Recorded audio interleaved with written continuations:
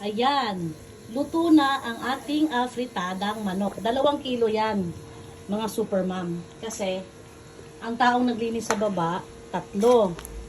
Tapos, kasama ko yung pamangkin ko doktor. Tapos kami mag-asawa, plus yung kasangbahay namin na lalaki. So, kibali, all in all, ilan kami? 6, 7 kami. Yan.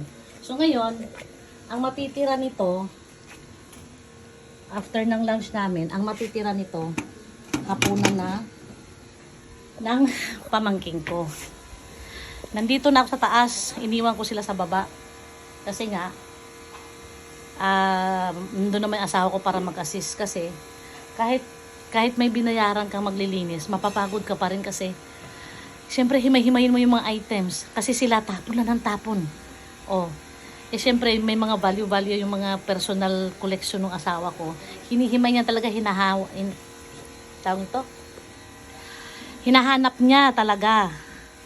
So sabi ko, ikaw na dyan, magluluto na ako. So ang ilalagay ko na lang ay itong silibel. Yan na lang ilalagay ko. Tapos may bahaw kami kanin. Tapos may tira kami kagabi na lechon paksiw 2. Bahala na kung sino kakain yan. Tapos maghahanap ako ng lumang kumot. Isasapin ko sa lamesa.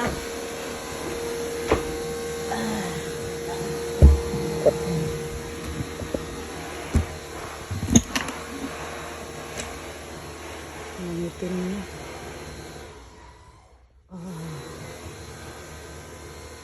Alin ang isasapin natin? Ito na lang. Ito pwede ito.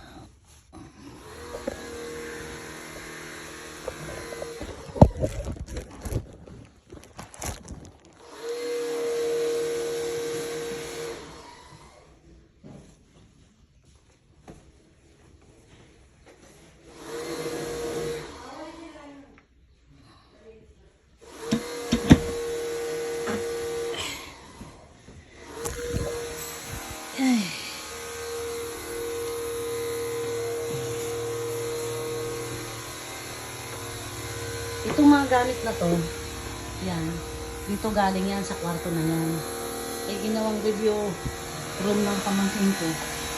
Kaya, nilabas ko lahat ng gamit. So,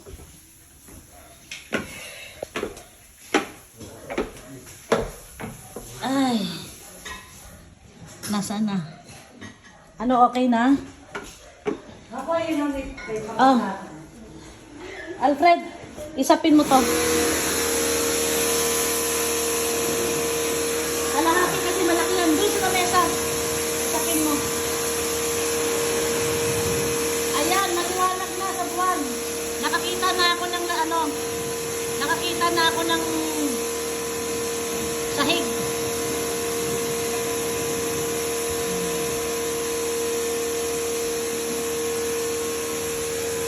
Yan, hanggang dyan umabot ang tubig. Ay! Sige, tamaan mo yan ng konti kasi ano na naman yan eh. Plastic. Yung frame lang. Wag lang yung picture.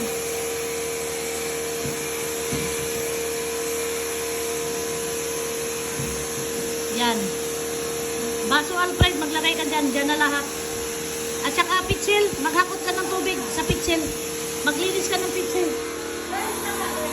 Pitsil, pagkuhang pitsil. Pangita diha. Ano? Matungkot?